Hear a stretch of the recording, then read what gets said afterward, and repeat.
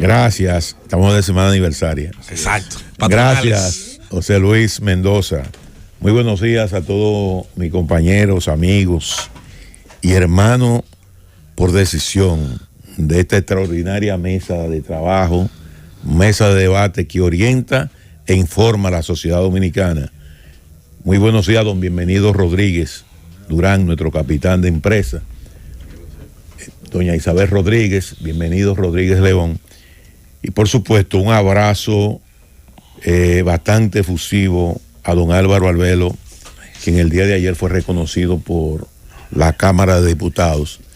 Dentro de una gran cantidad de reconocimientos que ha recibido de la sociedad dominicana y de orden, la orden heráldica también, la orden de caballero.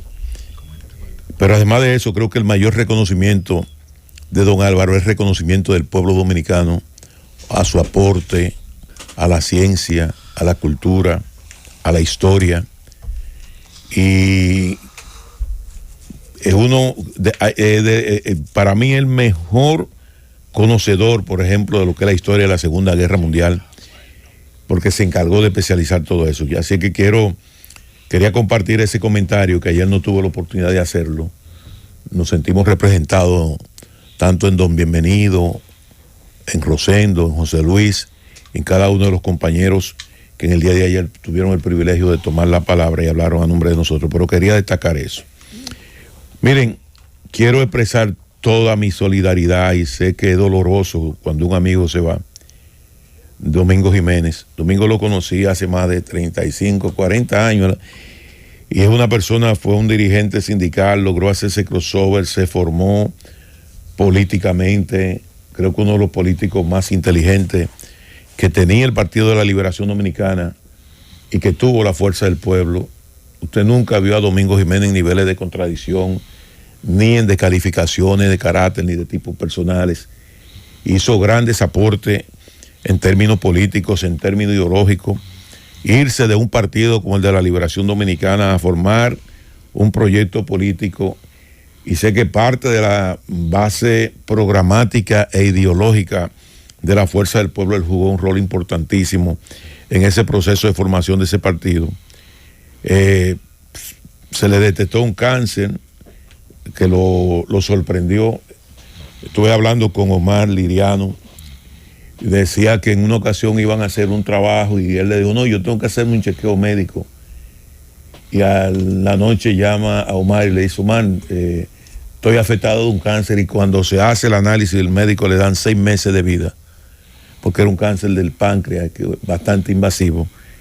Y él, luego de esos 6 meses de vida, logró luchar como un titán, y duró cerca de 3 años, duró 1 año y medio más después que le detectaron el cáncer, como resultado de esa determinación. Y había que ver esos tweets que él colocaba del hospital, y creo que es un ejemplo.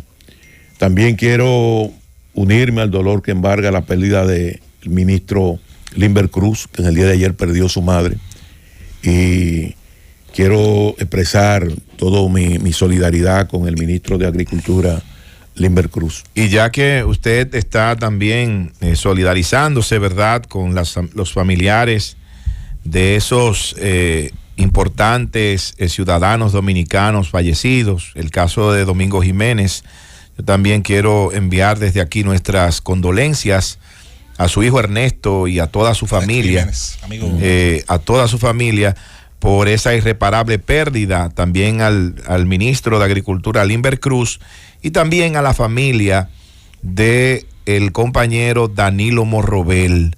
Danilo Morrobel, exalcalde de Luperón, miembro del Comité Central del Partido de la Liberación Dominicana, que lamentablemente falleciera en el día de ayer. Así es. En lo personal, conocí a Domingo hace unos años también. Él era director de los fondos europeos. Para ese entonces, un amigo común quiso que nos conociéramos. Surgió una amistad que se mantuvo desde entonces, que yo consideré siempre una amistad muy especial. La verdad es que su partida me duele, y yo expreso mis condolencias a toda su familia, sobre todo a su hijo Ernesto, que es también un gran comunicador y un dirigente político de este país. y a toda la clase política que siente esta partida de un trabajador de la política en la República Dominicana. Miren, en el día de ayer cuando salí de acá de la emisora, me fui a San Cristóbal y en ese trayecto observé a brigada de obras públicas levantando esos cruces ilegales, uno de los tantos cruces ilegales que se convierten en cruces de muerte. Los accidentes de tránsito en la autopista 6 de noviembre, en el tramo comprendido del peaje hasta Baní, son interminables. Y Obra Pública, a través de su ministro, ha tomado una decisión que es la eliminación de todos esos cruces ilegales. Y en el día de ayer vi brigadas, y ahí incluso estaba una patrulla de la Comipol asistiendo a los trabajadores del Ministerio de Obra Pública, rompiendo con un cruce ilegal. Ese cruce está exactamente en la cabeza del puente del río Yubaso. El río Yubaso, que viene de la zona de Sabana Toro, confluye en el río Nigua y se hace una especie como de delta. Y resulta porque en la parte baja del río Yubaso, a la izquierda de aquí para allá y a la derecha, ahí hay un proyecto habitacional que se construyó en esa zona. Resulta que hoy salí de allá de la casa, del campo, a las 6 de la mañana, y cuando cruzo por el mismo lugar, ya tiene 4 o 5 camiones de materiales donde hicieron de nuevo el cruce en la noche de ayer. Estamos hablando que al mediodía Obra Pública quita el cruce. Y lo estaban colocando. Y ya colocaron de nuevo el cruce. Qué y bueno. quienes lo están haciendo son los vecinos. Pero claro. Pero ¿qué resulta? Que ellos lo están haciendo con un nivel de desconocimiento y de falta de conciencia, porque las principales víctimas son ellos cuando hacen ese giro en la cabeza de un puente. El que más usa un cruce ilegal es el que más tiempo se pone en riesgo, es un tema matemático, es el que más veces se va a colocar contra las estadísticas y algún día ellas van a jugarle en contra. Bueno, Dios no lo quiera, lo batean, como sabemos que pasa en esos cruces cuando alguien viene a la velocidad que normalmente toman en las carreteras y se encuentra un vehículo atravesado. Y ahí viene el juego del tema de los espacios públicos. ¿Quién le ha dado el derecho a esos vecinos de ese residencial?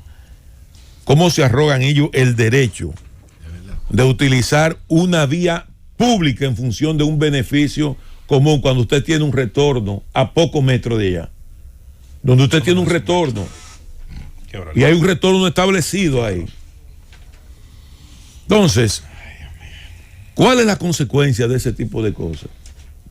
Y yo creo que nosotros tenemos que seriamente comenzar a repensar, como mismo se está debatiendo la ley de reordenamiento territorial, como mismo se está debatiendo el tema que tiene que ver con la aprobación de la ley de extinción de dominio, como mismo se está debatiendo el Código Penal. Aquí nosotros tenemos que comenzar a debatir el tema de la propiedad pública y cuál es la consecuencia del robo de propiedad pública, más que el tema de la corrupción simplemente. Porque una cosa es yo arrogarme el derecho de ocupar un espacio que le pertenecen a 10 millones de dominicanos para yo satisfacer una necesidad personal como individuo. Y eso ocurre con el robo de barandas.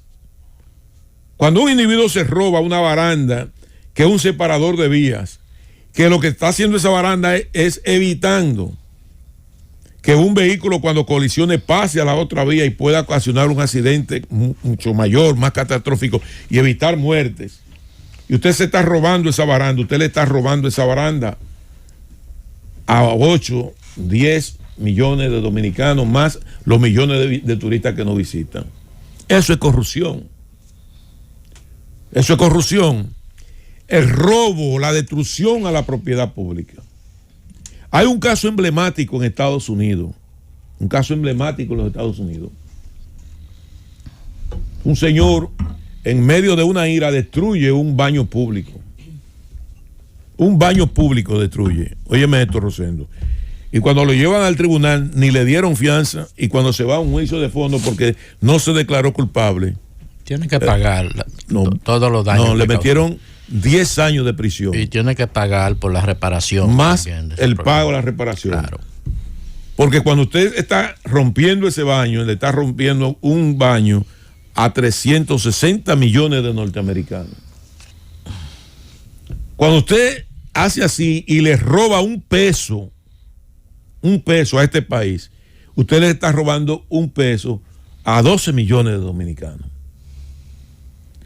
Cuando usted hurta una propiedad pública, usted está hurtando una propiedad que es la propiedad de 12 millones de dominicanos, porque por eso se habla que son propiedades exclusivamente del Estado. Y eso aplica con el tema de la vía. De repente se construye una vía, se define el ancho de vía, ancho de calzada, ancho de todo, y yo agarro y construyo un negocio o construyo una vivienda en una propiedad que es del Estado y que le pertenece a esa vía. Y sea el trabajo extraordinario que se está haciendo del Ministerio de Obras Públicas para recuperar esos espacios. Y de repente hay un accidente de tránsito y el vehículo que colisiona termina en la habitación, como ha ocurrido, de una vivienda de esa, provocando muertes traumáticas y lesiones permanentes a familias que están viviendo a la orilla de la carretera sin necesidad de eso. Y por eso hablamos mucho a veces del desorden institucionalizado, de lo que yo le he llamado la anarquía organizada, donde el desorden es tan grande que nos hemos acostumbrado al desorden mismo como organización social. La organización de nuestra sociedad se fundamenta en ese desorden institucionalizado que tenemos, donde yo como empresario tengo derecho a ocupar una área verde y convertir esa área verde en un parqueo. Yo como empresario del sector transporte me da la voluntad y me da la gana de coger el área verde del kilómetro 9 y esas áreas del kilómetro 9 primero la tenía Conatra y como Conatra la tiene, la otra parte que corresponde a la banda sur del área verde hay que dársela a Fenatrado. Entonces tenemos nosotros todas las áreas verdes ocupadas por los transportistas, con un desorden mayor, áreas que le pertenecen a todos los dominicanos. Y no hay una autoridad, ni de este gobierno, ni del gobierno pasado, ni del antepasado, que le ponga un coto a esto, que le diga, miren, esta es la regla de juego. O tan sencillo como esto. Le entregamos el corredor a Conatra, y Conatra resulta que tiene una terminal de autobuses frente a un hospital público como el hospital del Instituto Dominicano de la Diabetes. Y por ahí no hay forma de usted de pasar, porque usted tiene ahí generalmente 10 autobuses. Ahí hay 12 estaciones de autobuses. Están los autobuses de la ONSA y en el mismo lugar los autobuses de Conatra, donde Conatra tiene toda una área verde y que perfectamente puede sacar esos autobuses del kilómetro 9, donde la tiene, que ya el Estado se los regaló, miles de metros cuadrados en medio de uno de los principales centros comerciales de este país, y hacer su ruta directamente y entrar, recoger su pasajero y devolverse de nuevo. Y nosotros vivimos en un desorden organizado. Un desorden organizado. Yo espero que Obras Públicas vuelva y envíe esa brigada y que pueda remover de nuevo esos escombros que se echaron ahí. Lo propio ocurre frente al río. Al río. Pero eso hay que acompañarlo de otra acción, Felipe. Una vigilancia. No. Hay que presentarse allí, no solo a restaurar, a reparar otra vez o a eliminar el paso ilegal. Hay que localizar a las personas que procedieron de nuevo a violentar las decisiones que había tomado Obras Públicas. Hay que localizarlos y presentarse allí con las autoridades del Ministerio Público y de quien sea, y dejarles saber lo que va a pasar desde el punto de vista legal si vuelven a incurrir en eso. Señor, pero nosotros aquí en el pleno centro de la ciudad, ahí en la Sarasota, hay un centro comercial que lo que tuvo que hacer el ayuntamiento fue colocar piedras sobre las aceras para evitar que los vehículos se parquen sobre las aceras. Óyeme, y no hay una consecuencia de determinar, mire, no, eso representa una multa de 5,000 pesos, ¿no? Y la gente se te subía sobre la acera, en pleno centro, pero quien no lo hacía no era un dirigente sindical. Eran Mercedes-Benz, Maserati, Cadillac. La sociedad de los dos policías. ¿Tú sabes cuál es la sociedad de los dos policías? Si Rosendo me hace algo, yo quiero que el policía que lo fiscalice sea de la policía montada canadiense.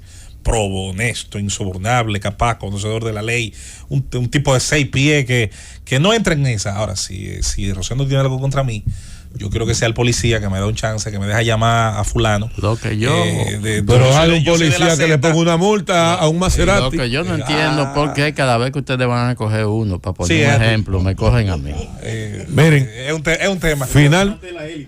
Finalmente quiero saludar la iniciativa de la intervención que ha anunciado el ministro de Obras Públicas de Línea Ascensión de la autopista Juan Pablo II. Nosotros recorrimos recientemente esa autopista. Así es. Y es un infierno. Recorrer esa autopista es estresante, es agotadora, es peligrosa. Y ojalá puedan eliminarle algunas curvas en esa intervención.